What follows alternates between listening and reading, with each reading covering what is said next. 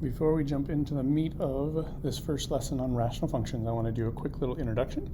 So hopefully you found this page in your notes. So a rational function is one that can be written as a polynomial over a polynomial. So basically think of it, it can be written as a fraction, but you're going to have a variable on the bottom. And because of that, your denominator cannot be 0. Because think about it. If I had 0 in that denominator, I can't divide by 0. It's undefined, so I can't have a solution. And that's going to be one of the keys to this one. So the idea is we can't divide by 0, so there are going to be certain numbers that are excluded values. They don't work because they would give me a 0 in my denominator, which would cause me to not be able to get a value for that function. So it's a number that's not going to work. So we'll see what it looks like, but it really comes down to you just kind of list them out. What x values can I not have because they are excluded values? So it's really as simple as this. We want to make sure that the denominator is not equal to 0.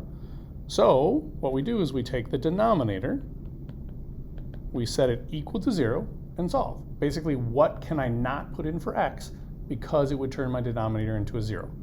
Well, in this case, I would solve it and I would get x equals 2.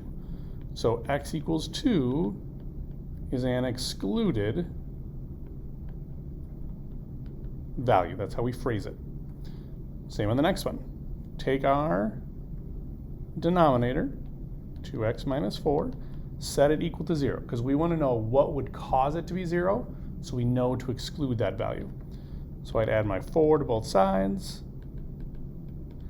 I'd divide by 2, and I'd get x equals 2 is an excluded value. So it's really that simple. We just want to know what can I not put in for x because it would cause me to get 0 in the denominator, which means I now have an undefined function. I can't get an answer at that particular time. So I'm not going to spend a lot of time on this because I think you guys can find this pretty quickly, but the idea is you're simply setting each of these equal to 0 and solving it. Even if it's something like this. No matter what kind of function, even if it's quadratic, we still set it equal to 0 and we solve it. So I'd add 4 to both sides. I get x squared is equal to 4. I take the square root of both sides, and I get x. And here I want to take both at plus or minus 2. Because if I put in negative 2 and squared it, I'd get 4. Minus 4 is 0. Same thing with positive 2.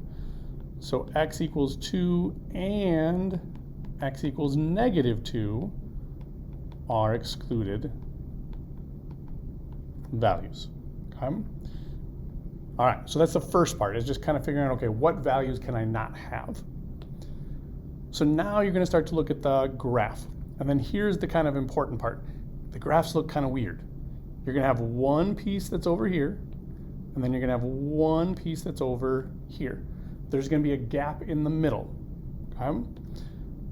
So as we get into it here in a little bit, we're going to have an undefined value.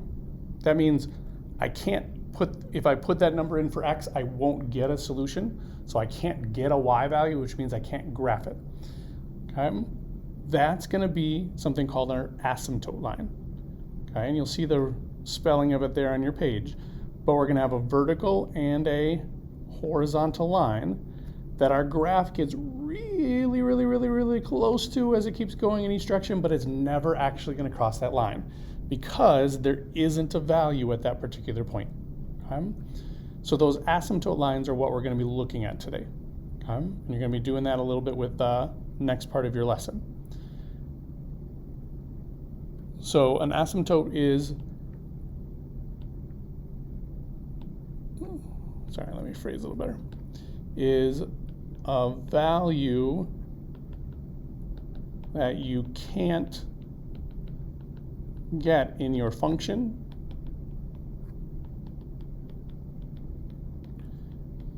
you approach the number